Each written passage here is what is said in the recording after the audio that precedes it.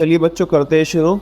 और last class में हमने कोऑर्डिनेशन का एक टॉपिक पढ़ा था जो था बोलो features of coordination. Features of और उसके फीचर्स क्या थे? मेरे ग्रुप का जीपी कॉन्टिन्यूसली डिम जा रहा है नहीं। सीपी की रेस्पॉन्सिबिलिटी ये है कि वो डेलिबरेटली ग्रुप एफर्ट्स में यूनिटी लेकर आए। 6 हेडिंग है बच्चों। कितनी हेडिंग है? सीपी की रेस्पॉन्सिबिलिटी ये है कि वो डेलिबरेटली ग्रुप एफर्ट्स में यूनिटी लेकर आए। C for continuous process. Coordination is a continuous process. P for pervasive. Coordination is coordination is all pervasive. CP की responsibility. Coordination is the responsibility of all the managers. अभी तुम्हें आई नहीं रही heading, अभी मेरे पास देख रहे हो। सीपी की रेस्पॉन्सिबिलिटी ये है कि वो deliberately, coordination is a deliberate process. CP की रेस्पॉन्सिबिलिटी ये है कि वो डेलिबरेटली ग्रुप एफर्ट्स में coordination integrates group efforts. Coordination integrates group efforts. CP की रेस्पॉन्सिबिलिटी ये है कि वो डेलिबरेटली ग्रुप एफर्ट्स में लेकर आए। Coordination brings unity in action. मैंने तो कम से कम अभी 6-7 बार तो कम से कम बोला। मेरे को दादा तुम बोलो, जल्दी से बताओ। What are the features of coordination?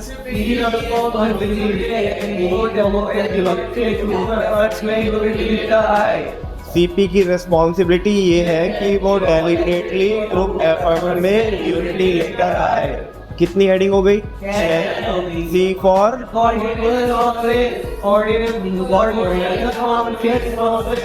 Management से बाहर निकल गया हो अभी, ठीक है ना। C for हाँ।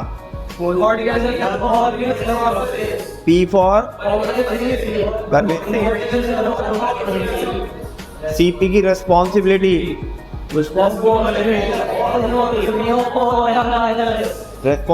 था in the coordination of all manager.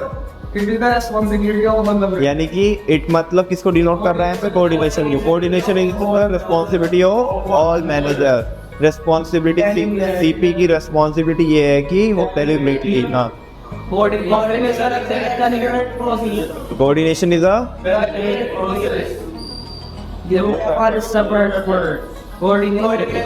Integrates group efforts unity लेकर आए। Brings unity in action. आज का टॉपिक है बच्चों हमारा इम्पोर्टेंस ऑफ कोऑर्डिनेशन। अभी तक हमने पढ़ा है कि कोऑर्डिनेशन क्या होता है, वो मैनेजमेंट की एसेंस कैसे होता है और उसके फीचर्स क्या होते हैं, यानी कि उसके कैरेक्टरिस्टिक्स। आज हम पढ़ने वाले हैं बच्चों इम्पोर्टेंस ऑफ कोऑर्डिनेशन, कि कोऑर्डिनेशन हमारे ऑर्गेनाइजेशन के लिए क्यों जरूरी है, इसकी हमारी लाइफ में क्या इम्पोर्टेंस है। तो चलिए जी शुरू करते हैं। Following are the importance of coordination. यहाँ पे इम्पोर्टेंस बताई गई है किसकी? कोऑर्डिनेशन की, जिसमें पहली हेडिंग क्या लिखी है? Growth in size. Growth in बच्चों किसी भी टीम के अंदर या किसी भी ऑर्गेनाइजेशन के अंदर मैं सोलो परफॉर्म करता था, ठीक है ना। मैं इंडिविजुअली क्या कर रहा था? परफॉर्म कर रहा था। तो आप मुझे बताओ, मैं तो अपने आप को संभाल लूँगा। आप भी अगर कोई इंडिविजुअली क्या कर रहे हो, कोई टास्क को परफॉर्म कर रहे हो, तो आप भी अपने आप को संभाल लोगे, ठीक है ना। अभी क्या हुआ ना, मेरे ऑर्गेनाइजेशन की ग्रोथ होती जा रही है। क्या होती जा रही है? ग्रोथ होते जा रही है। आपके फादर साहब ने एक सोल प्रोप्राइटरशिप का बिजनेस चालू किया था, लेकिन अभी नंबर ऑफ एक्टिविटीज़ बढ़ते जा रही है, ठीक है ना। तो साइज क्या हो रहा है? ग्रो हो रहा है। किसका? ऑर्गेनाइजेशन का।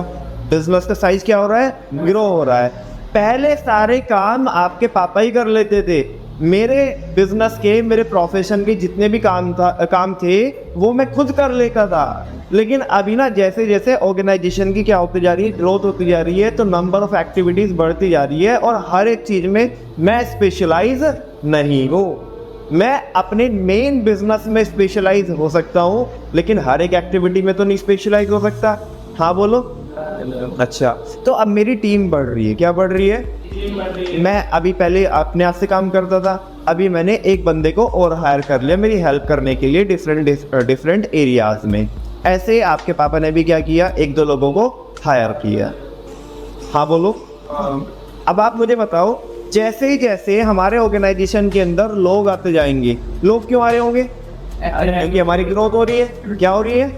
और ग्रोथ को टैकल करने के लिए, ग्रोथ को और ज़्यादा उसे सुपर ग्रोथ करने के लिए हमें लोगों की ज़रूरत पड़ेगी। Because you know very well, human resources are the greatest asset of an organisation. और जब लोग आएंगे तो उनके बीच में कोऑर्डिनेशन की ज़रूरत पड़ेगी या नहीं पड़ेगी? हम टॉपिक क्या पढ़ रहे हैं? Importance of coordination. कोऑर्डिनेशन की हमें ज़रूरत क्यों पड़ती है? क्यों पड़ती है? क्योंकि जब हमारे ऑर्गेनाइजेशन की ग्रोथ हो रही होगी ना, तो उस टाइम पे लोगों को हम हायर कर रहे होंगे, टीम्स का एक्सपेंशन हो रहा होगा। और तुम्हें पता है कि लोगों के बीच में ही सबसे ज़्यादा क्या बनाने की ज़रूरत पड़ती है हमें? कोऑर्डिनेशन। तो कोऑर्डिनेशन हमारे लिए इसलिए ज़रूरी है, वो हमारे लिए इम्पोर्टेंट इसलिए है क्योंकि हमारे ऑर्गेनाइजेशन की क्या हो रही है? ग्रोथ हो रही है। ठीक है ना? और वो ग्रोथ को मेंटेन करने के लिए, इवन उसे ग्रोथ को सुपर ग्रोथ में कन्वर्ट करने के लिए जो लोग आ रहे हैं उनके बीच में कोऑर्डिनेशन होना बड़ा ज़रूरी है। क्योंकि अभी तक तो सारे के सारे ऑपरेशंस मैं ही हैंडल कर लेता था, लेकिन अभी जैसे ही लोग आएंगे ना, और तो उनके बीच में उनके एफर्ट्स को, है ना, अभी पहले इंडिविजुअल एफर्ट थे। किसके एफर्ट से? अभी ग्रुप एफर्ट आ रहे हैं। क्या आ रहे हैं? और आपको पता है कोऑर्डिनेशन क्या करता है? ग्रुप एफर्ट को इंटीग्रेट करता है। क्या करता है? उन्हें अलाइन करता है। क्या करता है? उनमें हार्मनी डेवलप करता है। क्या डेवलप करता है बोलो? बात समझ में आई? तो कोऑर्डिनेशन हमें इसलिए जरूरी है क्योंकि हमारे ऑर्गेनाइजेशन की क्या हो रही है? ग्रोथ। तो पहली हेडिंग वही है, ग्रोथ इन साइज। चलो देखते हैं। With the increase in the size of the organisation, जैसे जैसे हमारे ऑर्गेनाइजेशन का साइज क्या होते जा रहा है? बढ़ते जा रहा है। The number of employees also rises. तो हमारे नंबर ऑफ एम्प्लॉइज भी तो क्या बढ़ रहे हो रहे होंगे बच्चों? बढ़ रहे होंगे, इंक्रीज हो रहे होंगे। क्योंकि जब हमारे ऑर्गेनाइजेशन की ग्रोथ हो रही है, ग्रोथ होने का मतलब क्या है? सेल्स ज़्यादा हो रही होगी। उस सेल्स को टैकल करने के लिए हमें लोग तो चाहिए, या अभी भी मैं सारी चीज़ें अपने आप ही, सारे ऑपरेशंस अपने आप हैंडल कर लूँगा? नहीं ना। अच्छा, so at the time it may be difficult to integrate their efforts. तो उस केस में उनके एफर्ट्स को इंटीग्रेट करना ना काफ़ी मुश्किल हो सकता है। तो ऐसे में कौन काम में आएगा? कोऑर्डिनेशन। तो वही बोला इसने आगे। तो कह रहे कि जब हमारी टीम बढ़ रही होगी तो ऐसा हो सकता है, मैं ये नहीं कह रहा हूँ कि जरूरी ऐसा होगा, लेकिन मोस्ट प्रोबेबली ऐसा ही होगा कि उनके एफर्ट को इंटीग्रेट करने में क्या आएगा, या उनकी एक्टिविटीज़ को इंटीग्रेट करने में दिक्कत जाएगी हमें। ठीक है ना? Therefore coordination helps to unite all the efforts and activities of different employees. कह रहे कि कोऑर्डिनेशन किस में हेल्प करता है? कोऑर्डिनेशन एकता लाने में, यूनाइट करने में हेल्प करता है all the efforts and activities of different employees. जो अलग अलग एम्प्लॉयज़ है उनकी जो एक्टिविटीज़ है, उनके जो एफर्ट्स है, उनको उनके एफर्ट्स में यूनिटी लेके आने का काम कोऑर्डिनेशन करता है। आपको ये समझ में आया कि नहीं आया कि कोऑर्डिनेशन हमारे लिए क्यों ज़रूरी है? क्यों ज़रूरी है? कि जब हमारे ऑर्गेनाइजेशन का जो साइज है वो ग्रो कर रहा होता है, तो उस केस में नंबर ऑफ़ एम्प्लॉयज़ बढ़ते हैं, और जब नंबर ऑफ़ एम्प्लॉयज़ बढ़ेंगे तो उनके बीच में हमें हार्मनी डेवलप करनी पड़ेगी। जो ग्रुप एफर्ट्स हैं उनको इंटीग्रेट करना पड़ेगा। अदरवाइज तो एक बंदा कुछ और परफॉर्म कर रहा होगा, दूसरा बंदा कुछ और परफॉर्म कर रहा होगा, और जिनकी जो डायरेक्शन है दोनों बिल्कुल ऑपोजिट रहेगी। लेकिन हमें तो कॉमन गोल्स को अचीव करना है, और कॉमन गोल्स को अचीव करने के लिए जो दोनों के एफर्ट्स है वो सेम ही डायरेक्शन में क्या करने चाहिए? मूव करने चाहिए, डायरेक्ट होने चाहिए। समझ में आई बात? दैट्स वाई हमें कोऑर्डिनेशन की ज़रूरत पड़ी। कोई शक? समझ में आ गई है हेडिंग? आगे चल सकते हैं हम। नेक्स्ट है फंक्शनल डिफरेंशिएशन। क्या है? अभी तो देखो, मैं इंडिविजुअली परफॉर्म कर रहा था, जैसे मेरे ऑर्गेनाइजेशन की ग्रोथ हुई तो मैंने 1 2 3 लोगों को क्या कर लिया? हायर कर लिया, और बस काम डिवाइड किया। अभी मोटा मोटा क्या किया? मोटे मोटे तौर पे काम डिवाइड किया कि चल यार अभी क्या ना, जैसे आपके पापा लोग हैं तो सबसे पहले गल्ला छोड़ेंगे, गल्ला छोड़ो आंदोलन चलाएंगे, बोलो ना, सबसे पहले गल्ला छोड़ो आंदोलन चलाएंगे क्या? नहीं, पहले जो छोटे छोटे काम है ना, जैसे ही साइज की ग्रोथ हो रही होगी, ऑर्गेनाइजेशन की साइज की क्या हो रही होगी, ग्रोथ हो रही होगी, तो उस केस में सबसे पहले आप पापा आपके वो वाला काम छोड़ते हैं जो जिसके मतलब जिसके लिए उनकी रिक्वायरमेंट नहीं है। अभी तो आपके पापा लोग मान लिया साफ सफाई भी अपने आप कर ले रहे हैं, ठीक है ना, लेकिन जैसे ऑर्गेनाइजेशन ग्रो करेगा तो सबसे पहले वही छोड़ेंगे ना। हाँ बोलो, ये गल्ला छोड़ देंगे। अब किसी भी बंदे को हायर करके चल भाई तू गल्ले पे बैठ, मैं साफ सफाई करूँगा, ऐसा होता है क्या? नहीं ना। तो पहले साफ सफाई का काम छोड़ेंगे, फिर लेट्स से कलेक्शन करने के लिए जाना होता है हमारे डेटर से, कलेक्शन करने के लिए जाना होता है। लेट्स से हमारा होलसेल का काम है, ठीक है। अब ये तो नहीं बताने की जरूरत है कि होलसेल का काम क्या होता है, तो वही लाइव होता है, पढ़ गया है कि होलसेलर कौन होता है, होलसेल क्या होता है, रिटेल ट्रेड क्या होता है, ठीक है। तो सुनो बच्चों, अभी होलसेलिंग में क्या होता है कि डेटर से कलेक्शन करने के लिए जाना होता है। लेट्स से हम 1 महीने की उधारी पे माल बेचते हैं, ठीक है। तो पहले आपके पापा ही जा रहे थे वो शाम के टाइम कलेक्शन करने के लिए। अभी 1-2 बार तो उस बंदे को लेके गए अपने साथ में, ठीक है ना, जो भी है। अभी तुम जो भी बोलो, विकास सर की भाषा बोल रहे हो, हाँ जी। तो अभी तुम क्या करके जा रहे हो, तुम्हारे पापा उस बंदे को साथ में लेके जा रहे हैं। जैसे पता पड़ जाएगा कि ये उनका बंदा है, फिर एक टाइम ऐसा आएगा कि तुम्हारे पापा जाना छोड़ देंगे और शुरुआत में कॉल कर देंगे कि भाई वो लड़का आ रहा है हमारा, उसको पैसे दे देना, ठीक है ना। जैसे उस पर थोड़ा ट्रस्ट आएगा, फिर फ़ोन भी करने की ज़रूरत नहीं है। फिर पूरी मार्केट में पता पड़ जाएगा कि ये किन का आदमी है, भाई साहब का आदमी है, बंसल साहब का आदमी है, तो ये कलेक्शन के लिए आया है। समझ में आई ना बात? हाँ बोलो। तो हुआ क्या कि धीरे धीरे करके आपके पापा ने छोटी छोटी एक्टिविटीज़ को क्या किया, ट्रांसफ़र किया। या इवन मैं अगर एक प्रॉपर शब्द बोलूँ तो जो अपनी पावर थी वो डेलीगेट करना स्टार्ट करी। डेलीगेट भी समझ में नहीं आता तो ट्रांसफ़र करना स्टार्ट करी। क्या करना स्टार्ट करी? ट्रांसफ़र करना स्टार्ट करी। इतनी बात समझ में आई? अच्छा। फिर आपके पापा परचेजिंग के लिए भी जाते थे। भाई पहले तो सारे ऑपरेशंस अपने आप ही परफॉर्म कर रहे थे, तो परचेजिंग के लिए भी जाते थे। अभी परचेजिंग के लिए उस बंदे को साथ में लेके जाने लगी, ठीक है।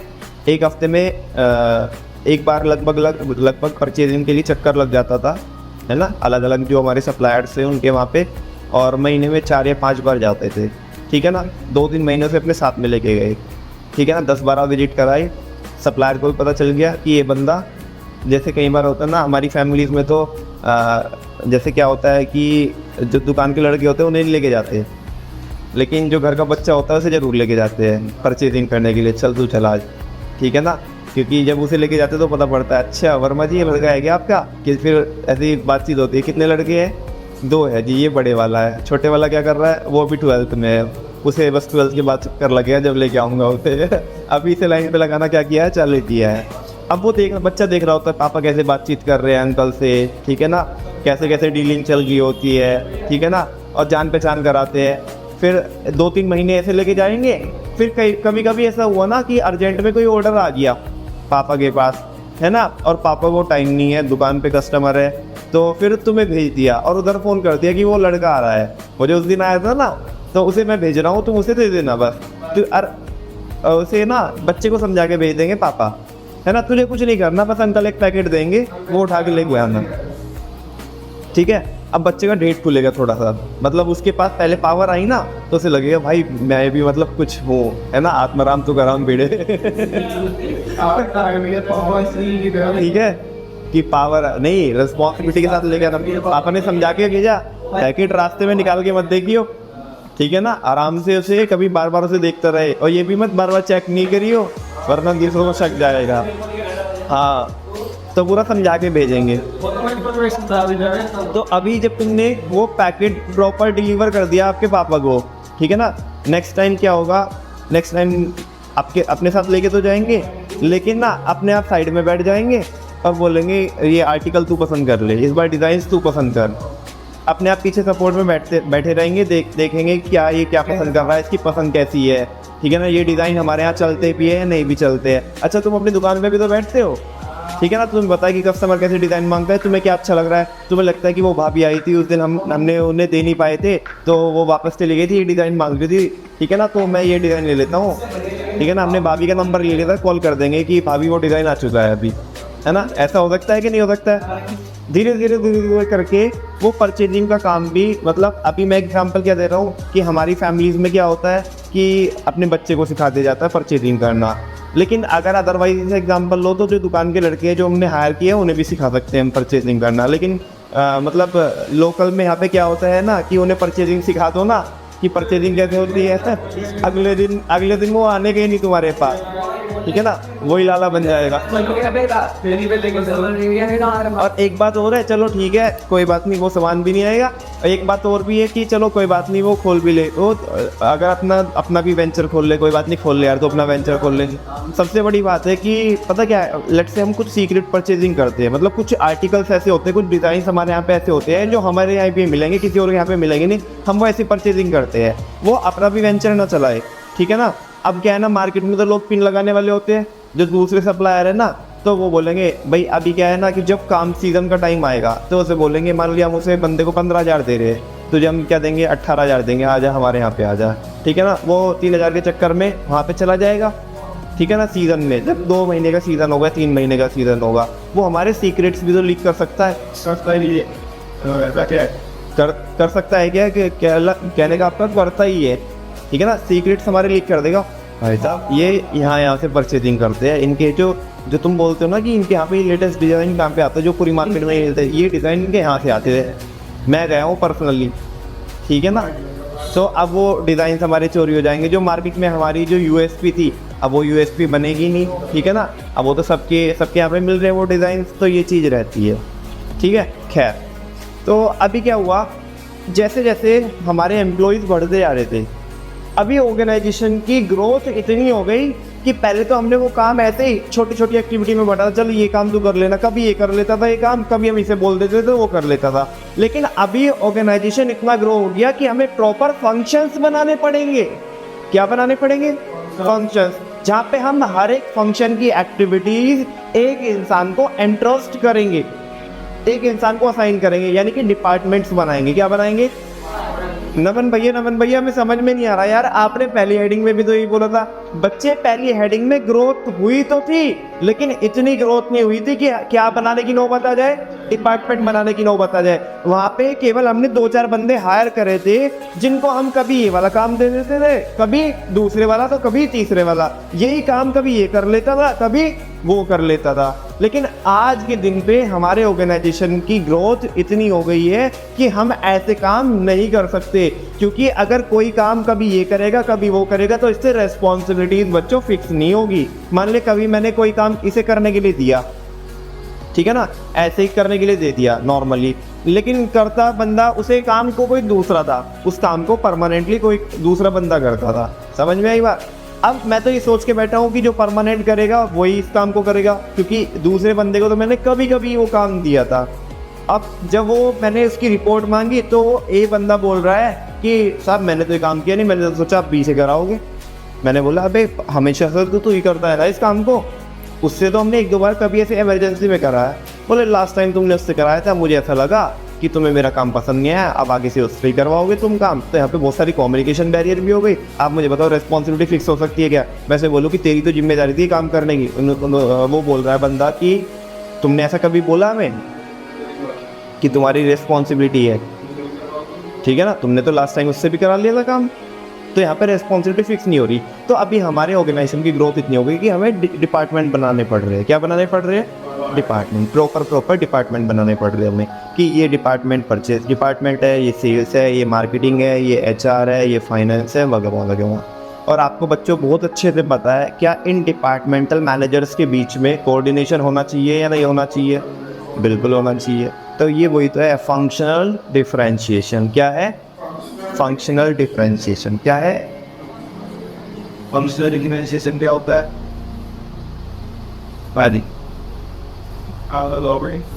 मैं बताऊंगा। हाँ, फंक्शनल डिफरेंशिएशन, हमने जो फंक्शंस है ना जो अलग अलग फंक्शन है ना डिफ्रेंशिएट कर दिए, यानी कि डिपार्टमेंट बनाती है। क्या बना दिए? अब जब डिपार्टमेंट बनाए तो हर एक डिपार्टमेंट को किसी ना किसी बंदे को सौंपा होगा हमने, उसके लिए कोई तो रेस्पॉन्सिबल पर्सन होगा। अब वो जो रेस्पॉन्सिबल पर्सन है उसका कनेक्शन दूसरे वाले बंदे से है, यानी कि परचेज मैनेजर का सेल्स वाले के साथ, या परचेज मैनेजर का प्रोडक्शन के साथ, सबका फाइनेंस के साथ, सेल्स वाले का मार्केटिंग के साथ कुछ ना कुछ संबंध है या नहीं है, और उनके बीच में कोऑर्डिनेशन होना चाहिए या नहीं होना चाहिए?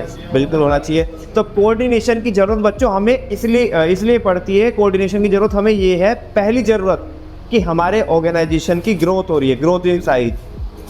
फिर ग्रोथ इस कदर से हुई कि हमें डिफरेंट डिपार्टमेंट बनाने पड़ गए, जिसे बोलते हैं फंक्शनल डिफरेंशिएशन। क्या बोलते हैं?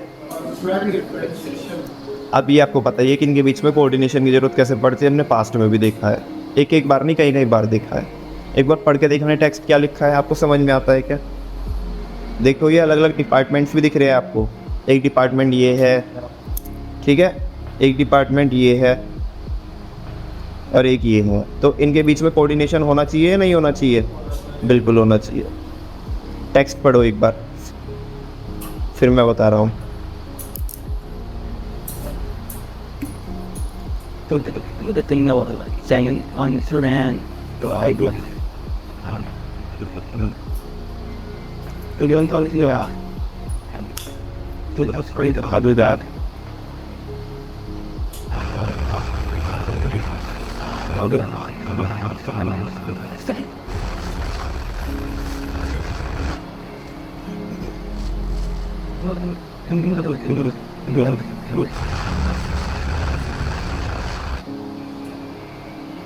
आया समझ में?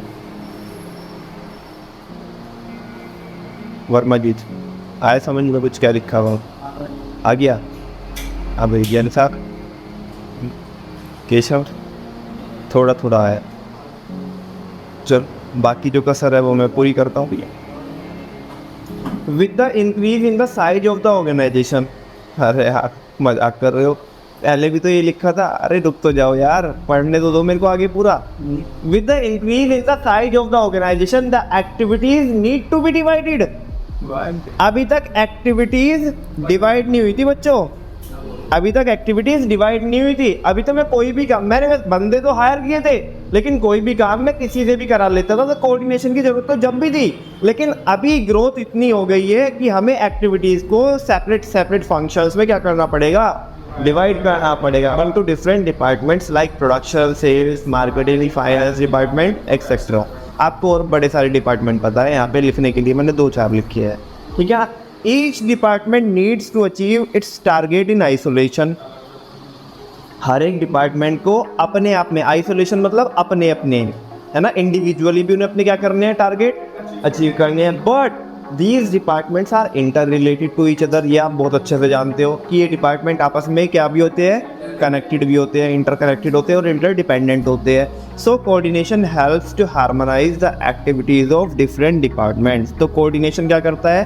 हेल्प करता है क्या करने में? इन डिफरेंट डिपार्टमेंट की एक्टिविटीज़ को हार्मोनाइज करने में, यानी कि इन डिफरेंट एक्टिविटीज़ जो डिपार्टमेंट है उनकी एक्टिविटीज़ को उनके बीच में हार्मनी क्रिएट करने में क्या करता है? हेल्प करता है, ठीक है ना, for the smooth functioning of the organisation, ताकि हमारे ऑर्गेनाइजेशन की, हमारी कंपनी की, हमारे इंस्टीट्यूशन की जो फंक्शनिंग है वो स्मूथली चलती रहे। कोई शक? पक्की बात समझ में आई? मेरे को आप बताओ, 2 इम्पोर्टेंस बताओ अभी तक की कोऑर्डिनेशन की, कि कोऑर्डिनेशन की ज़रूरत हमें क्यों है, इसकी हमारी लाइफ में क्या इम्पोर्टेंस है। उसकी इम्पोर्टेंस हमें जब रियलाइज़ होगी जब हमारी क्या होगी? ऑर्गेनाइजेशन की ग्रोथ होगी, पहली बात। फिर यहाँ पे तो ज़रूरत पड़ेगी, फिर दूसरे एंड पे हमें ज़रूरत जब पड़ेगी जब हमारे ऑर्गेनाइजेशन की ग्रोथ इस कदर हो जाए कि हमें डिपार्टमेंट्स बनाने पड़े। बच्चों ये बिल्कुल लॉजिकल है, नहीं है, रटने की तो कोई बात नहीं है कि कोऑर्डिनेशन की जरूरत। जब अभी तो मैं अपने आप को संभाल ले रहा हूँ, लेकिन अभी जब मैं 2-4 लोगों को, अभी क्या है बेसिकली, जैसे मैं क्या है कि मैं कुछ फ्रीलांसर से नोट्स बनवाता हूँ, ठीक है ना। अब जैसे कल क्या है कि मैंने कल आपकी छुट्टी करी, ठीक है ना, कल कोई ऐसा प्लान नहीं था कोई छुट्टी करने का, प्रॉपर हमें आना था यहाँ पे, वो मेरे को ऐसे देख रहा है, ठीक है ना। तो अभी क्या है कि जो हमारा ऐप का डेवलपर है तो वो कल आया हुआ था, ठीक है ना, तो उससे कुछ चीज़ें डिस्कस करनी थी। वो बाई चांस की बात है कि कोइंसिडेंस ऐसा हो गया कि 10 बजे का ही टाइम हो गया, है ना, वही 10 से लगभग 1-2 बजे तक का। तो कल हमने 4 घंटे बैठ के उससे सारी चीज़ें डिस्कस की कि भाई क्या क्या चीज़ें कैसे कैसे होगी, मतलब वो काम लगभग फाइनल टच में है। तो वो अभी वो उसे हम रिलीज़ करेंगे उस प्रोजेक्ट को। तो अभी क्या है कि मैंने उससे एक बार थोड़ा बोला भी कि ये टाइम थोड़ा आगे पीछे हो सकता है। वो कह रहा है कि नहीं अभी तो मैं आया हूँ, फिर पता नहीं नेक्स्ट कभी भी चक्कर लगेगा, ठीक है ना, वो बंदा बाहर का है। तो अभी क्या है कि मैं तुम्हें तो संभाल सकता हूँ, तुम्हारे साथ तो मैं एडजस्ट कर सकता हूँ, लेकिन उसका अगला चक्कर, अगली मीटिंग कब होगी इससे 1 महीने बाद होगी, लेकिन मैं तब तक डिले नहीं कर सकता ना चीज़ों को, फिर सफ़र करना पड़ेगा। तो अब एक बात बताओ, क्या मेरे को कोऑर्डिनेशन नहीं बनाना होगा? बिल्कुल बनाना होगा। अच्छा, जिन लोगों से नोट्स बनवाते हैं हम, जो फ्रीलांसर से, अगर वो टाइम पे नोट्स नहीं देंगे तो मैं बच्चों को कैसे डिलीवर कर पाऊँगा, ठीक है ना। कई बार नहीं देते तो वो डिले हो जाता है, तो फिर मैं उसमें अपने आप भी करता हूँ ताकि कुछ तो एडजस्टमेंट हो के बच्चों को डिलीवर कर पाए।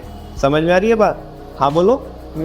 जो भाई सोशल मीडिया पोस्ट होती है वो अभी क्या है, वो जो बंदा बनाता है तो उसके एफर्ट्स को हमें क्या करना है, कोऑर्डिनेट करना है। नहीं समझ में आ रही बात? तो अभी लेकिन एज सच कोई प्रॉपर क्या नहीं किया हुआ है हमने, अभी कोई डिपार्टमेंट क्या नहीं किया हुआ है, डिवाइड नहीं किया हुआ है, लेकिन कोऑर्डिनेशन की ज़रूरत तो है ना। हाँ, लेकिन अभी इसके बाद जब ग्रोथ ऐसे होएगी कि हमें प्रॉपर डिपार्टमेंट बनाना पड़ेगा कि ये सोशल मीडिया वाला हमारी टीम है एक, है ना, ये हमारी जो आईटी टीम है बेसिकली। आज से पहले मैंने कभी भी आईटी टीम का जिक्र नहीं किया ना, आईटी डिपार्टमेंट का जिक्र नहीं किया ना, आज किया, ठीक है ना। वो जो डिपार्टमेंट्स की लिस्ट है ना, उनमें एक डिपार्टमेंट और ऐड ऑन कर लेना, आईटी डिपार्टमेंट, ठीक है। आज के दिन में बड़ा क्रूशियल है, क्योंकि जितने भी ऑर्गेनाइजेशन है वो जिस स्किल पे ऑपरेट कर रहे हैं उस स्किल को मेंटेन करने के लिए, इवन उसको ग्रो करने के लिए आईटी की हेल्प हमें लगती ही है। विदाउट आईटी के कुछ नहीं कर पाएंगे हम, ठीक है ना। तो मैंने क्या किया, प्रॉपर सोशल मीडिया जो डिपार्टमेंट है, ठीक है ना, वो बना दिया, आईटी डिपार्टमेंट अलग बना दिया, ठीक है ना। फिर जो जितनी भी बैचेस की जो हमारे फेस टू फेस बैचेस चलते हैं उनकी एक्टिविटीज़ को रन करने के लिए एक सेपरेट डिपार्टमेंट बना दिया। बाकी एक और बना दिया डिपार्टमेंट जहाँ पे मैं देखता हूँ कि क्या क्या नए एग्जाम्पल हो सकते हैं, रिसर्च वगैरह जहाँ पे हम करते हैं कि नए एग्जाम्पल क्या दे सकते हैं, ठीक है ना, और कैसे और चीज़ों को बेहतर कर सकते हैं। तो हमने मोटे 4 डिपार्टमेंट ही, और एक 5वां फाइनेंस, एक और मान लो HR, ठीक है ना। 6 डिपार्टमेंट बनाए हमने कि अभी इन डिपार्टमेंट में लोग भी चाहिए ना, अच्छे लोग कैसे आ सकते हैं हमारी टीम में, कैसे जुड़ सकते हैं अच्छे लोग, तो वो सारी चीज़ें। तो अब ये 6 के 6 डिपार्टमेंट के बीच में कोऑर्डिनेशन होना चाहिए कि नहीं होना चाहिए? क्योंकि अगर सोशल मीडिया वाले ने जो हमारी सोशल मीडिया टीम है उन्होंने बराबर से सारी पोस्ट रिलीज़ कर दी कि भाई हमारी एप्लीकेशन आ रही है, ये है वो है ना, ऐसे वो सारी चीज़ें, और इधर वो IT वाले ने वो करा ही नहीं है, उसे वो डिले करता जा रहा है। तो बताओ कोऑर्डिनेशन कहाँ है ना। हमारा पैसा वेस्ट हो जाएगा, लोग हमारे से क्या मांगेंगे, टाइम पे, कि टाइम पे नहीं, सैलरी तो मांगेगी, टाइम पे बोलेंगे भाई साहब आपने तो बोला था ऐप आएगी, कहाँ पे आ रही है वो है, ठीक है ना। तुमने तो पूरा मार्केट में पूरा वो कर रखा है, शोर कर रखा है कि भाई ये तब आएगी, कब आएगी, ठीक है ना। तो नुकसान क्या हो जाएगा, हमारा हो जाएगा, बिकॉज ऑफ क्योंकि आपस में क्या ही नहीं था, कोऑर्डिनेशन नहीं था। तो कोऑर्डिनेशन की ज़रूरत बच्चों में क्यों पड़ती है? पहला, जब हमारे ऑर्गेनाइजेशन का साइज ग्रो होता है, ठीक है ना। फिर कब ज़रूरत पड़ती है? जब इस कदर ग्रो होता है कि डिपार्टमेंट बनाने की नौबत आ जाए, तो उन डिपार्टमेंट के बीच में क्या करना है, और शब्दों का भी तुम अगर देखोगे तो डिफरेंसेस है। वहाँ पे जो लोग आ रहे थे ना, जो एम्प्लॉइज़ आ रहे थे, उनमें कोऑर्डिनेशन बनाना था, उनके एफर्ट्स में कोऑर्डिनेशन बनाना था। वहाँ पे जो वर्ड्स लिखे हुए हैं कि वो डिपार्टमेंट जो डिफरेंट डिपार्टमेंट्स हैं उनमें कोऑर्डिनेशन बनाना है। समझ आई बच्चों बात? तो आई थिंक मैं आपको अपने एंड से समझा पाया, मेरे को जो लगता है कि मैं तो समझा पाया आपको। ये 2 हेडिंग आपको समझ में आई कि नहीं आई, तो आप उसका मैसेज दो मेरे को, फीडबैक को। आ गया समझ में सारे बच्चों को, या बस ऐसे ही मन मार के बोल रहे हो कि आगे समझ आगे? ठीक है। नेक्स्ट है बच्चों स्पेशलाइजेशन। क्या है? अब ध्यान से सुनो बच्चों, एक अकाउंट्स डिपार्टमेंट है। कौन है? अकाउंट्स डिपार्टमेंट है। मैं उसी की कहानी आगे बढ़ा रहा हूँ। और अकाउंट्स डिपार्टमेंट का जो हेड है बंदा, वो कौन है? Accounts manager. कौन है? Accounts manager. वो उसने क्या बनाए? अकाउंट्स बनाए। क्या बनाए? प्रॉपर उसने जितने भी हमारे फाइनेंशियल स्टेटमेंट है, यानी कि आपका P&L, SOPL। Trading. आजकल P&L अकाउंट नहीं बोलते ना, क्या बोलते हैं? SOPL बोले तो Statement of very good, statement of profit and loss. आजकल अकाउंट नहीं बनता बच्चों। शेड्यूल 3 की बैलेंस शीट तो आप पढ़ते होंगे ना, कंपनी अकाउंटिंग की। तो उसमें जो कंपनीज होती है, जो लिस्टेड कंपनीज होती है, वो क्या नहीं बनाती? प्रॉफिट एंड लॉस अकाउंट नहीं बनाती, स्टेटमेंट बनता है। क्या बनता है? अब तुम बोलोगे भैया अकाउंट में और स्टेटमेंट में क्या फ़र्क होता है? ये तुम मेरे को आपसे पूछना चाहिए ना, क्योंकि तुम तो पढ़ चुके हो, कंपनी अकाउंटिंग पढ़ चुके ना। हाँ जी, बताओ अकाउंट में और स्टेटमेंट में क्या फ़र्क होता है? चलो मेरे पास ही देख रहे हैं सारे। हाँ, अकाउंट होता है बच्चों जिसमें दो साइड होती है, एक डेबिट और एक क्रेडिट। समझ में आई बात? एक डेबिट साइड और एक क्रेडिट साइड। स्टेटमेंट होता है वर्टिकल फॉर्म में। किस में होता है? वहाँ पे बैलेंस ऐसे नहीं निकालते हम, बैलेंस नहीं निकालते, वो बस स्टेटमेंट बताते हैं, लिख के आइटम बताते हैं, ऊपर नीचे बताते हैं, ठीक है ना, उसे बोलते हैं स्टेटमेंट। समझ में आ रही है बात? अकाउंट में बैलेंस निकलता है, इसमें बैलेंस नहीं निकालते, इसमें तो ऊपर नीचे चीज़ों को रख करके स्टेटमेंट बना के देते हैं, ठीक है ना। नहीं, मैंने तो कोई सा स्टेटमेंट तो बनाया नहीं मैंने यहाँ पे। हाँ जी, छोड़ो, जाने दो, नहीं समझ में आ रहा तो रहने दो, कोई मतलब नहीं। तो अकाउंट्स डिपार्टमेंट का जो मैनेजर है, अकाउंट्स मैनेजर, उसने हमारे फाइनेंशियल स्टेटमेंट बनाए, SOPL बनाया, बैलेंस शीट बनाई, कैश फ्लो स्टेटमेंट बनाया, फंड फ्लो स्टेटमेंट बनाया, नोट्स टू अकाउंट्स बनाए, ठीक है ना। तो ये सारी चीज़ें उसने प्रिपेयर करके दी, ठीक है। अब आपको पता है बच्चों, एक थर्ड पार्टी आती है और वो हमारे अकाउंट्स का क्या करती है? ऑडिट करती है। क्या करती है? वो पार्टी कौन होती है? देश के अंदर केवल एक ही इंसान ऐसा है जिसको अधिकार है ऑडिट करने का। अथॉरिटी केवल एक ही इंसान के पास है। एक ही इंसान मतलब एक ही कम्युनिटी के पास है, एक ही प्रोफेशनल लोगों के पास है। वो कौन है? CA, chartered accountant. आगे क्या करेंगे? ऑडिट करेंगे उनके अकाउंट्स का।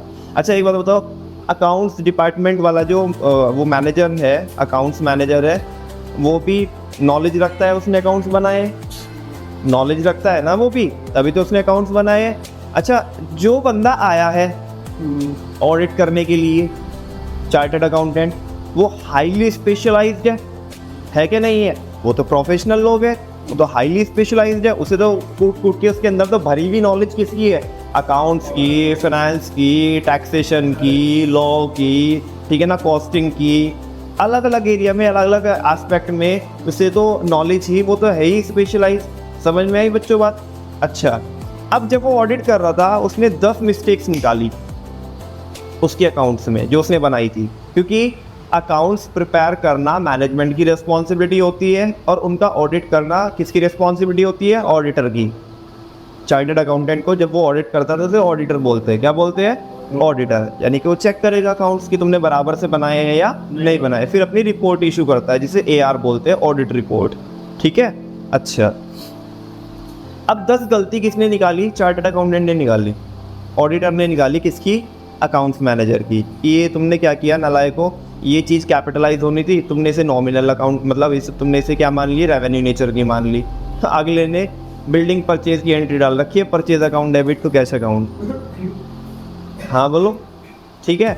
अच्छा, चार्टर्ड अकाउंट ने गलती निकाली थी, ये ना कि ऑडिटर ने गलती निकाली। तो ऐसी और भी बहुत सारी मिस्टेक्स की हुई थी उसने। आपने पढ़ा है ना, error of omission, error of commission, compensating error. Compensating error कैसी होती है? राम के खाते में एंट्री डालनी थी और शाम के खाते जमा करने थे कि राम के खाते में पैसे कर दिए, शाम के खाते में पैसे जमा, ठीक है ना।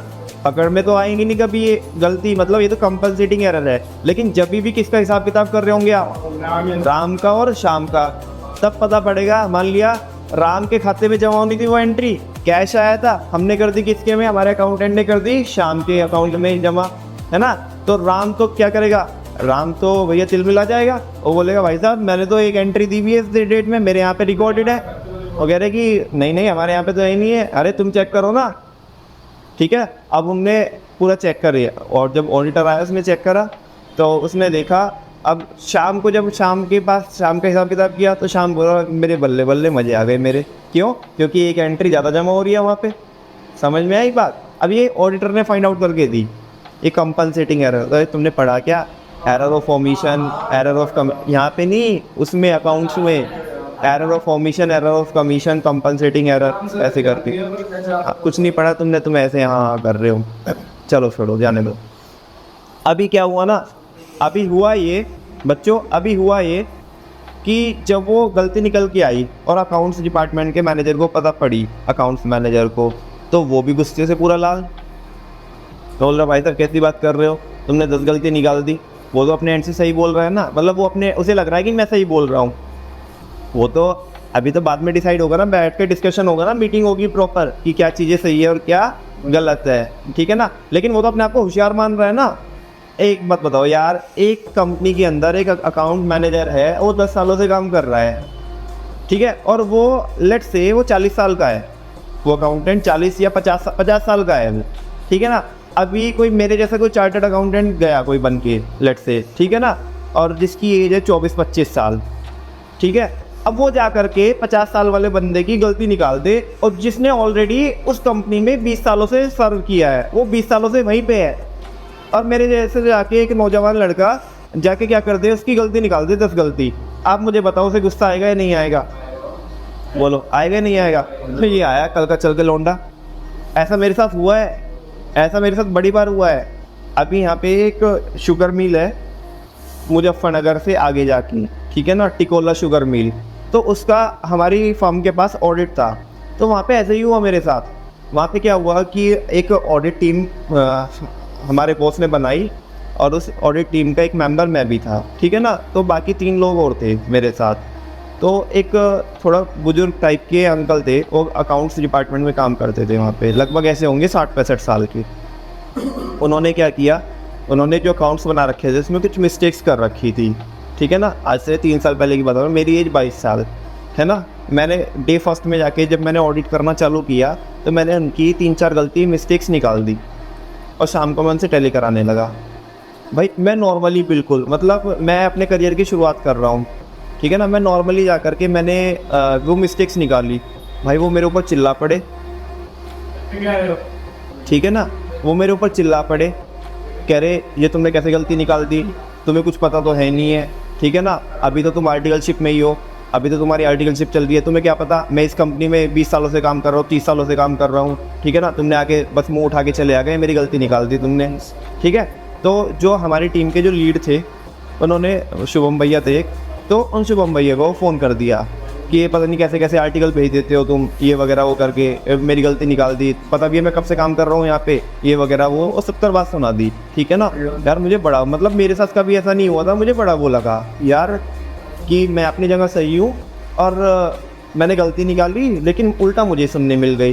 तो मुझे लगा, क्योंकि मेरे साथ पहली बार ऐसा हुआ था, मुझे कोई ऐसा एक्सपीरियंस नहीं था, तो मुझे लगा शायद मेरी कुछ गलती होगी कि मैंने ही मतलब, और मैं नॉर्मली कि मैं छोड़ो कि उसके पास क्या अथॉरिटी, क्या पावर, मैंने गलती है तो गलती है, मैंने निकाल दी, मैं सारी पावर को उसकी साइड में रख कर के कि क्या है इसकी पावर, कोई बात नहीं, पावर है तो साइड में, गलती की तो गलती की, कोई बात नहीं, ठीक है। तो फिर मुझे थोड़ा अजीब सा लगा कि, और मुझे मतलब ऐसा भी फील हुआ कि यार पता नहीं क्या हुआ ये एकदम से। मैं कोई बात नहीं, मैं चुपचाप होके उसे मतलब एक बार बोल के कि नहीं सर ये मतलब मेरी ऑब्जर्वेशन बिल्कुल सही है, इसमें मैंने अपने अकॉर्डिंग सही किया है, क्योंकि मेरी स्टार्टिंग थी आर्टिकलशिप की, तो ये सारी चीज़ें, अब कोई बात नहीं, मुझे लगा कि शायद गलत है।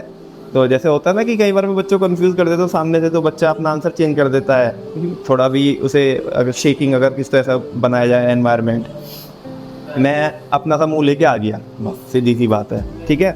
मैंने जो मेरे जो 4 जो और लोग थे जो उस टीम में, मैंने उनसे डिस्कस किया, अरे तो बिल्कुल सही है जो तूने ऑब्जर्वेशन निकाली है, बिल्कुल सही है भाई। मुझे जो उस टाइम पे मतलब मैं वहाँ से तो आ गया, लेकिन मुझे जो गुस्सा आया ना, वो बड़ा गुस्सा आया, ठीक है, कोई बात नहीं, लेकिन मैं फिर भी मैं अपना काम करता रहा। सुनो, मैं अपना काम करता रहा। तो अब शाम में आए शुभम भैया जो हमारी टीम को पूरा लीड कर रहे थे, तो मैंने कहा कि भैया मैं नहीं कर रहा ये ऑडिट, मैं तो जा रहा हूँ, ठीक है ना, मुझे नहीं करना ये ऑडिट। मैंने देखो ये ऑब्जर्वेशन निकाली थी, और मैंने उन्हें बताया, उल्टा मेरे ऊपर ही चिल्ला पड़े। मैंने वहाँ पे इसलिए नहीं बोला, मैंने उम्र का लिहाज किया कि यार 60-65 साल के बंदे हैं और इस ऑर्गेनाइजेशन में 20-25 साल से काम कर रहे हैं, तो मुझे लगा कि शायद मेरी गलती होगी, लेकिन मेरी गलती आप पहले तो आप देखोगी मेरी गलती, मैंने ये ऑब्जर्वेशन निकाली, ये सही है क्या ऑब्जर्वेशन? कह रहे सही है। कोई दिक्कत वाली बात नहीं। मैंने फिर उन्होंने मेरे ऊपर चिल्लाए कि मैंने नहीं करना है, तो आप उनसे बोलो कि वो मतलब ऐसा अपने आप को अपोलोजाइज फील करे, ठीक है ना भाई। अभी ठीक है, मैंने उनकी रेस्पेक्ट करी उनकी एज की, ठीक है ना, लेकिन प्रोफेशन अपनी जगह है। समझ में आ रही है बात कि ठीक है उन्हें वो उम्र उनकी ज़्यादा है ना, लेकिन मेरी तो नॉलेज में कोई दिक्कत नहीं थी ना, मैंने तो सही ऑब्जर्वेशन निकाल के दी। अब उन्होंने मुझे समझाया, कहने लगे जान देना मन छोड़, बड़े वो है मतलब एज 60-65 साल की है उनकी, अब उनसे क्या है, तो उनका नेचर ही ऐसा है। तो आज पहली बार ही आया है कि, और पहले भी इनफैक्ट वो तो उस टाइम मैं तो चार्टर्ड अकाउंटेंट अभी तक भी नहीं हूँ, ठीक है ना। वो तो चार्टर्ड अकाउंटेंट थे शुभम भैया, तो वो बोले वो जान दे कि कभी कभी वो मुझे भी पता था, वो मेरे को समझाने के लिए बोल रहे, कह रहे कि मुझे भी बोल देते वो तो कभी कभी ऐसे। मैं भी उनकी बातों को इधर से निकाल के इधर, मतलब कोई बात नहीं, ठीक है ऐसा ना। लेकिन मुझे तो बड़ा फील हुआ क्योंकि मेरे साथ तो कभी ऐसा हुआ ही नहीं था। कोई बात नहीं, ठीक है। तो अब हुआ यूँ, ध्यान से सुनो, मैंने उस कंपनी में, उस ऑफिस में मैंने अगले 1 हफ्ते ऑडिट तो किया, लेकिन जब भी मेरे सामने वो अंकल आते थे ना, मेरा खून फॉल उठता था। सही बताऊं मैं आपको, मैंने काम जरूर किया वहाँ पे, और मैंने कभी भी उनसे उसके बाद कोई कम्युनिकेशन नहीं किया, ठीक है ना। कुछ भी बात होगी तो या तो मेरे से यहीं पे पूछ के जाओ, या तुम किसी बंदे को भेजो, मैं नहीं जाऊँगा उनके पास, ठीक है ना। तो वैसा कुछ करके अब तुम एक चीज़ देखो, यहाँ पे क्या हुआ कि एक डिपार्टमेंट का बंदा, जो मैंने एग्जांपल दिया था, जो 20-25 साल से वहाँ पे काम कर रहा है, जिसकी एज 40-50 साल है, जो भी है, ठीक है, और एक नया लड़का जाकर के उसकी अगर गलती निकाल दे, ठीक है ना, और अगर वहाँ पे मान लिया मैं थोड़ा कंफर्म होके, थोड़ा अगर मैं अपना कॉन्फिडेंस लूज़ ना करता, मैं कंफर्म होकर के बोल देते तुम्हारी गलती है और तुम इसे यहीं पे सही करोगे अभी, और वहाँ पे बाकी लोग भी बैठे थे, तो ऐसे में किसी बेइज्जती फील होती, किसे फील होती, तो वो अंकल को बेइज्जती फील होती कि नहीं होती। तो जिस निगाहों से मैं उन्हें देख रहा था, तो वो मेरे को उस निगाहों से देखते। अभी तो वो खुश हो गए कि मैंने तो डांट लगा के भगा दिया, समझ में आई ना बात, लेकिन मेरे तो रिलेशन ख़राब हो गए ना। हाँ बोलो। अब वो जो बीच में शुभम भैया थे, वो क्या करने की कोशिश कर रहे थे, मेरे को आप ही बता दो। कोऑर्डिनेशन बनाने की कोशिश कर रहे थे, वो समझाने की तो कोशिश कर रहे थे, नहीं जान दे, वो ना उनकी एज ऐसी है, थोड़ा उम्र का भी लिहाज करना होता है, और दूसरा उम्र के साथ साथ ऐसा हो जाता है कई बार, ठीक है ना। तो ऐसा कोई दिक्कत नहीं है, तो करिए काम को, ठीक है। हाँ बोलो। अब यहाँ पे बेसिक पॉइंट बताओ बच्चों, क्या निकल के आया। बेसिक पॉइंट ये निकल गया है कि जब एक डिपार्टमेंट में कोई बंदा काम कर रहा होता है, वो भी अपने आप को एक्सपर्ट मान रहा है। क्या मान रहा है वो? एक्सपर्ट क्यों मान रहा है अपने आप को? क्योंकि वो 20 सालों से उसी काम को करते जा रहा है। समझ में आ रही बात? एक प्रोफेशनल बंदा जो ऑल टुगेदर बिल्कुल, जिसके पास नॉलेज है, वो बराबर से वो है ही इसी चीज़ के लिए स्पेशलाइज। समझ में आ रही बात? क्योंकि अकाउंटेंट तो कोई भी बन जाएगा, ठीक है ना, लेकिन जो चार्टर्ड अकाउंटेंट होगा उसके पास तो प्रॉपर वही नॉलेज है ना उसी फील्ड की, ठीक है ना। अब ये अपने आप को होशियार मान रहा है, सुनो ना, ये अपने आप को होशियार मान रहा है और ये अपने आप को होशियार मान रहा है। और जब ये एक टॉपिक पे डिस्कस कर रहे हैं, क्या कर रहे हैं, तो बताओ कॉन्फ्लिक्ट होंगे या नहीं होंगे? केओस हो सकते हैं कि नहीं हो सकते? जैसे मेरे वाले एग्जांपल में हुए अभी, जो मैंने आपको, ये मैंने कोई अपने मन से बना के एग्जांपल दिया था, प्रैक्टिकली मेरे साथ हुआ है, तो मैं वो बता रहा हूँ आपको, है ना। तीसरी हेडिंग वही है बच्चों, स्पेशलाइजेशन। क्या है? जब दो बंदे एक फील्ड में स्पेशलाइज होते हैं ना, और उन्हें इस तरह के अरेंजमेंट होते हैं कि उन्हें एक ही टॉपिक पे डिस्कस करना होता है, तो कई बार उनकी ना बनती नहीं है, ठीक है। वो अंकल बोल रहे अच्छा तू हमें बता रहा, बिल्ली 20 की बच्चे 40 के, ठीक है। हाँ, आप पूरा खानदान लिया, पूरा खानदान लिया, परिवार 120 का। तो सुनो, अब जैसे वो अंकल ने मेरे को मतलब वो डांट के मेरे को भगा दिया, अब वो 4 लोगों को कह रहे हैं हाँ, ये आया कल लौंडा हमें सिखाएगा, बिल्ली 20 की बच्चे 40 के। इसे ये नहीं पता कि हम 20 सालों से यही काम कर रहे हैं। समझ में आ रही है ना बात? अब ऐसे में बताओ कॉन्फ्लिक्ट हो गए कि नहीं हो गए? तो ऐसे में जो मैनेजर रहेगा, जो और भी जो सुपीरियर बंदा रहेगा, उसका काम ये होगा कि मार साले के, बहुत बुड्ढे के कुछ नहीं है, मार, ठीक है ना। उम्र की कुछ लिहाज नहीं, छोड़। अभी मतलब शाम को शुभम भैया आए, मैंने उन्हें ऑब्जर्वेशन दिखाई, भैया पहले ऑब्जर्वेशन देखो मेरी, ये सही है या नहीं है, ठीक है ना।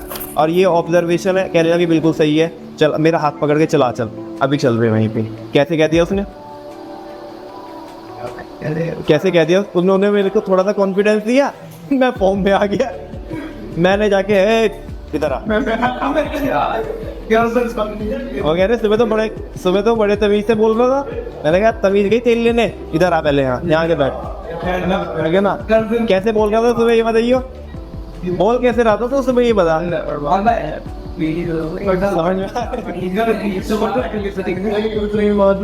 अच्छा ये बता, ये बच्चों प्रोफेशनल ये चीज सही है नहीं है, अभी बताया तो उसके लिए बच्चों कोऑर्डिनेशन काम में आएगा। कौन काम में आएगा? कोऑर्डिनेशन। जहाँ पे दो बंदे प्लीज जहाँ पे दो बंदे एक्सपर्ट्स होते हैं, ठीक है ना, एक तो रूटीन में कर रहा है इस काम को और एक बंदा एक्सपर्ट ही उस चीज़ का है। एट द सेम टाइम जब वो डील करते हैं तो अपने आप को हर एक बंदा सुपीरियर मानेगा, तो उनमें कॉन्फ्लिक्ट होने के चांसेस है। क्या होने के चांसेस है? तो ऐसे में क्या क्या होना पड़ेगा बताओ? ऐसे में कोऑर्डिनेशन का होना बड़ा ज़रूरी है। तो कोऑर्डिनेशन की भाई बातें कर रहे हो आप, कोऑर्डिनेशन की इम्पोर्टेंस हमें जब और भी ज़्यादा लगती है जब दो स्पेशलाइज बंदे आपस में क्या कर रहे हो, डील कर रहे हो सेम मैटर को लेकर के। बोलो, जब दो बंदे सेम मैटर को लेकर के डील करते हैं और दोनों ही अपने आप को एक्सपर्ट, मतलब है भी एक्सपर्ट और मान भी रहे हैं, तो ऐसे में हर एक पार्टी अपने आप को सुपीरियर ही दिखाना चाहिए। तो उस केस में कॉन्फ्लिक्ट अराइज हो सकते हैं जहाँ पे कोऑर्डिनेशन की बड़ी हेल्प होती है, मतलब ज़रूरत भी पड़ती है और उससे हेल्प भी बड़ी होती है। समझ में आई बात? तो 3 पॉइंट है इंपॉर्टेंस के। स्पेशलाइजेशन देख लेते हैं। Due to the increasing complexities of modern technology, आजकल क्या हो रही है, बहुत ज़्यादा जो टेक्नोलॉजी है वो बहुत ज़्यादा ग्रो होती जा रही है। AI का ज़माना है बच्चों। अब मान लीजिए जैसे क्या है कि मैं भी थोड़ा नॉलेज, मैं ये नहीं कह रहा हूँ कि मैं एक्सपर्ट हूँ, लेकिन थोड़ा नॉलेज में टेक्नोलॉजी ही रखता हूँ, ठीक है ना। क्योंकि अब जो हमारा जो ऐप डेवलपर है, जो टेस्टर है, जब भी उनसे मीटिंग होती है ना, तो जो चीज़ें वो डिस्कस करते हैं, अब उनसे कोई चीज़ डिस्कस करनी है तो मुझे भी तो उनके बारे में पता होना चाहिए ना, वरना वो बोल के चला जाएगा यहाँ पे स्टैक आ रहा है ना, इस कोड में ये दिक्कत है, ये रन नहीं कर रहा है ये कोड, और यहाँ पे मतलब उसमें जो अलग अलग बेसिकली लैंग्वेज होती है, HTML होती है, जावा होती है, C++ होती है, पाइथन होती है। तो ये इनके बारे में मैं ये नहीं बोल रहा हूँ कि मैं एक्सपर्ट हूँ, लेकिन थोड़ा मुझे पता है ऊपर से कि अगर कोई मेरे से बातचीत करेगा तो मैं समझ जाऊँगा कि क्या बोल रहा है। अब वो बोलते जा रहा है, मुझे भी समझ में नहीं आ रहा, ठीक है ना। तो ऐसा नहीं है। तो आप सुनो, मेरे को तो ऊपर से नॉलेज है, थोड़ी सी नॉलेज है कि हाँ भाई कोई अगर बातचीत कर रहा है तो क्या है, ठीक है। अब एक प्रॉपर ऐप डेवलपर है जिसका नॉलेज ही इसी फील्ड में है, वो कह रहा है ये काम ऐसे होगा, इसको हम इस कोड को ऐसे कर देते तो ऐसे होगा। मैं कह रहा दिमाग ख़राब है तेरा, मैं कह रहा हूँ दिमाग ख़राब है तेरा, ठीक है ना, ये ऐसे नहीं ऐसे होगा। अजीब आदमी है। थोड़ी सी HTML की आई, हमें ज्ञान बांटना चालू कर दिया। थोड़ी सी HTML C++ जावा आई तो मतलब हमें सिखा रहा है, बिल्ली भी इसकी बच्चे चल इसका है। भैया रहने दो, तुम अपना टीचिंग ही कर लो, तुम्हारे से ना हो पाएगा। समझ में आ रही है बात? तो वैसा कुछ करके अब मैं अपने आप को कह रहा हूँ मैं सुपीरियर मान रहा हूँ, वो सुपीरियर। मैं अगर अपनी बात पे अड़ गया तो अब बताओ मेरे को, ये बताओ कॉन्फ्लिक्ट होंगे या नहीं होंगे? पक्की बात है, होंगे कॉन्फ्लिक्ट। सबको ऐसे ही मजा आता है ऑर्गेनाइजेशन के अंदर। कुछ एम्प्लॉइज ऐसे होते हैं, कुछ क्या ज़्यादातर एम्प्लॉइज होते हैं जिन्हें एंटरटेनमेंट ही चाहिए होता है, बजाय इनकी। आप मोहल्ले में देख लो ना, मोहल्ले में दो किसी भी पड़ोसियों की लड़ाई हो जाएगी तो बाकी सब अपनी छतों पे आ जाएंगे, देखो मार इसके एक और मार। तो लोगों को एंटरटेनमेंट चाहिए। हाँ चल कोई बात नहीं, देख लेंगे हम तुझे, ठीक है ना, बता दूंगा तेरे को। अब जो ये इस चीज़ की पैरवी कर रहा है ना, अभी थोड़ी देर पहले कह रहा था हाँ लड़ाई होगी तो बढ़िया मजा आएगा। चलो इधर देखो। तो कह रहे due to increasing complexities of modern technology several specialists are hired. Company के अंदर CTO ऑलरेडी है, चीफ टेक्निकल ऑफिसर ऑलरेडी है, समझ में आ रही है बात। लेकिन प्रॉपर एक बंदा जो स्पेशलाइज है हमने उसे भी हायर किया है हमारी एप्लीकेशन को देखने के लिए। मान लिया हमने, है ना, आउटसोर्सिंग की, हमने कुछ भी की हो और उसके साथ मीटिंग चल रही है उस बंदे की, तो जो CTO है उसकी उस स्पेशलाइज बंदे के साथ क्या चल रही है, मीटिंग चल रही है, ठीक है ना। तो दोनों ही अपने आप को सुपीरियर दिखाने की कोशिश करेंगे, नहीं करेंगे? और एक बात और भी है ना, अब जब स्पेशलाइज बंदा आएगा जो बाहर से आ रहा है, वो पक्का पक्का कुछ ना कुछ तो गलती निकालेगा, अदरवाइज उसका फ़ायदा क्या हुआ उसे हायर करने का हमने, उसकी कंसल्टेंसी लेने का, वरना फ़ायदा क्या हुआ, ठीक है। और क्योंकि इसकी गलती निकल रही है, क्योंकि इसकी क्या निकल रही है, गलती निकल रही है, तो ऑर्गेनाइजेशन वाले इसकी लेनी करेंगे नहीं करेंगे। साले तेरे को सैलरी का एक चीज़ की देते हैं हम, तेरे को सैलरी का चीज़ देते हैं हम, तूने ब्लंडर मिस्टेक की हुई है, कह रहा नहीं सिली मिस्टेक है, अरे सिली मिस्टेक नहीं है, तूने ब्लंडर मिस्टेक की है, ये सिली मिस्टेक बता रहा है तू नालायक, ठीक है ना। अब तो तू बात को दबा रहा है, जब आगे एक थर्ड पार्टी ने तेरी गलती निकाली, अच्छा ये तो उसके पास ऐसे देखेगा ना, देखो कभी पता क्या होता है, ऑडिटर, ये मैं क्यों बता पा रहा हूँ आपको, क्योंकि ऑडिटर का 36 का आंकड़ा रहता ही है मैनेजमेंट के साथ, क्योंकि हम तो गलती निकाल रहे हैं ना। यार एक बात बताओ, अगर मैं तुम्हारी बात पे गलती निकालने लगूँ, तुम बोलोगे यार अच्छा खामा हमारे पीछे पड़ गया, ठीक है ना, जिंदगी अच्छी चल रही थी, ये शनि बिना फालतू में चढ़ के हमारे ऊपर, समझा ना। तो अभी क्या होता है हमारे साथ, तो हमें, क्योंकि मैं तो देखा है, तो हमारे साथ में क्या होता है, या तो एम्प्लॉई को अगर पहले लगता है, अकाउंट्स डिपार्टमेंट के एम्प्लॉइज़ को पहले लगता है कि हमारी गलती है, पकड़ में आएगी, तो पहले से ही बड़े मतलब आगे पीछे फिरते हैं, सर चलो एक काम करते हैं यार, बहुत टाइम हो गया, अभी तुम सुबह से लेकर शाम तक ये ऑडिट ही करते रहोगे क्या, चेकिंग ही करते रहोगे, बहुत हो गया, चलो घूमने चलते हैं। मान लिया आउट स्टेशन ऑडिट होते थे हमारे पास, जैसे हिमाचल के होते थे ऑडिट, है ना, या इधर एमपी के ऑडिट हो गए, या इधर साउथ साइड के ऑडिट हो गए, है ना, या कभी कभी कुछ क्लाइंट होते थे जो गोवा वगैरह के, तो वहाँ पे कहने के अरे क्या ये काम में लगे हो, घूमने चल रहे हैं, ठीक है ना, तो वैसा कुछ करिए ताकि क्या ना हो सके, गलती ज़्यादा से ज़्यादा निकल सके, ठीक है ना, या तो वो ऐसा रहेगा। और अगर वैसा नहीं है और हमने गलती निकालनी चालू कर दी, तो वो हमारे को शक की निगाहों से देखेगा। तो बच्चों ऐसे में कोऑर्डिनेशन बड़ा, मतलब हमें कोऑर्डिनेशन की जरूरत पड़ेगी, ठीक है ना, काम तो करना ही नहीं पड़ता। Due to the increasing complexities of modern technology, क्योंकि आजकल टेक्नोलॉजी इतनी बढ़ती जा रही है, बहुत ज़्यादा बढ़ती जा रही है, तो सेवरल स्पेशलिस्ट आर हायर्ड, तो बहुत सारे स्पेशलिस्ट क्या होते हैं हमें हायर करने होते हैं, और केवल टेक्नोलॉजी में अलग अलग फील्ड में, मैंने आपको काउंट्स डिपार्टमेंट का एग्जाम्पल दिया, ठीक है। आगे बोल रहे they don't want to take suggestions from the other members, जो ये है ना, कौन, जो हमारे डिपार्टमेंटल मैनेजर्स है, वो दूसरों से क्या नहीं लेना चाहते, अरे मतलब वो बोल रहा है हमें मत बता बिल्ली इसकी बच्चे चल, ये लाइन ये बोल रही है, ये लाइन यही तो बोल रही है, they don't want to take suggestions from other members of the organisation in the area of their specialisation, जो ऑर्गेनाइजेशन के जो दूसरे मेंबर है, या इवन जो बाहर से हमने हायर किए, ये उनसे क्या नहीं लेना चाहते, सजेशन, हाँ चल बाप को मस्ती का क्या है, हमें पता है क्या करना है, वो ऐसा है ना, ऐसा कह रहा है, ठीक है ना।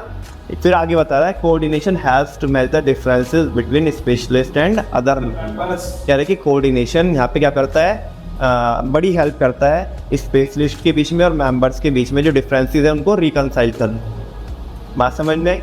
तो कोऑर्डिनेशन की ये इंपॉर्टेंस है, बोलो क्या इंपॉर्टेंस है, 3 हेडिंग बताना, पहला ग्रोथ इनसाइट, फंक्शनल डिफरेंशिएशन और स्पेशलाइजेशन, और इसकी एमटी क्या है, जीडी क्या है, जी फॉर ग्रोथ इनसाइट, बोलो G for T for differentiation, T for differentiation, और पूरी हेडिंग क्या है, functional differentiation, and P for specialisation. अगर तो बोलना ये पी फॉर स्पेशलाइजेशन कहते हो आप, ठीक है ना, बस 4-5 बार कमांड दोगे ना अपने माइंड को, तो वैसे ही सेट हो जाएगा। अब तुम सिंपल बोलो इसे रिमोट क्यों बोलते हैं, ठीक है ना, रिमोट है, तुम्हें पहले से बताया गया, तो इसलिए मैं बोल रहा हूँ P for specialisation, P for, चलो ये बताओ मेरे को एप्पल कैसा होता है, देखो क्योंकि तुमने हमेशा एप्पल रेड कलर का ही देखा है ना, समझ में आ रही ना बात। अब किसी ने सबसे पहले ग्रीन तो नहीं बोला, समझ में आ रही ना बात। तो अभी तो ग्रीन भी तो होता है ना एप्पल, बिल्कुल होता है। तो ऐसे ही बोलो पी फॉर स्पेशलाइजेशन, कभी सोचो S for specialisation, P for specialisation, जल्दी बोलो one more time, S for कुछ भी, पी फॉर स्पेशलाइजेशन, ठीक है। वापस से तीनों आइडिया बोलो। अरे मेरे को माइंड में सेट कराना है तुम्हारे, ये बिल्कुल मतलब अजीबो गरीब है ना, तो अभी तक तो कोई अजीबो गरीब नहीं आया ना, तभी तो याद रहेगा। बोलो जी फॉर स्पेशलाइजेशन बोल रहा ना लाइक, अच्छा, G for growth insight, D for बोले तो functional differentiation, and P for, ठीक है ना। तो आज के बाद अगर कोई बोले ना कि what are the importances of coordination, क्या बोलेंगे आप? तुम्हें पता है एक बार क्या हुआ, बिजनेस का पेपर था और कुछ बच्चे एग्ज़ाम देने के लिए, शायद मैंने आपके साथ पहले भी शेयर किया था मुझे, नहीं, कुछ बच्चे जो एग्ज़ाम देने के लिए जाते हैं ना तो वो गाड़ी करके जाते हैं एक,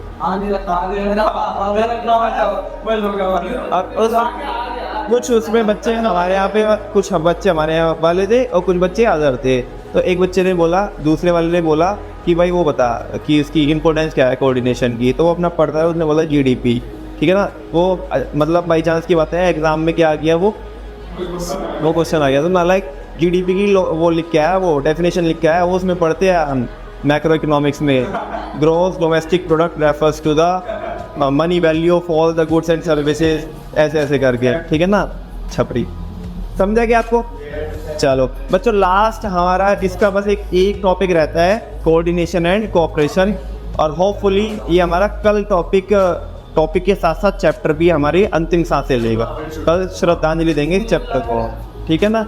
और बस परसों फिर इसका रिवीजन करेंगे हम। उसके पहले मैं रिवीजन के बाद फिर मैं एक प्रेजेंटेशन क्लास लगाऊंगा और उसके बाद इसका टेस्ट होगा, ठीक है ना। नहीं, छुट्टी नहीं होगी। थैंक यू वेरी मच बच्चों, आज के लिए इतना ही रखेंगे, बाकी मिलते हैं।